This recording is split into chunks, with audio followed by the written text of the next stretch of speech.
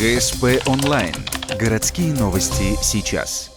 В Сосногорске расследуется смерть 35-летней женщины. Она скончалась в реанимации в ночь на 31 декабря. Вскрытие показало, смерть наступила от токсического шока. Это результат разрыва селезенки. Потерпевшая поступила в больницу в тяжелом состоянии с телесными повреждениями. Оказалось, за несколько дней до этого выпивала в компании. В какой-то момент решила остановиться, предложила одному из знакомых последовать ее примеру.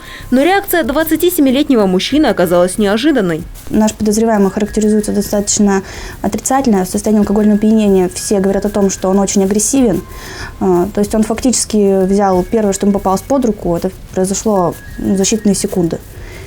Никто не успел предупредить данную ситуацию. Под руку попалась деревянная дверца от тумбы. Прицелился, бросил и попал в живот. Сейчас написал явку с повинной, находится в СИЗО. Ему предъявлено обвинение в умышленном причинении тяжкого вреда здоровью, повлекшем по неосторожности смерть потерпевшего. Санкция данной статьи предусматривает до 15 лет лишения свободы.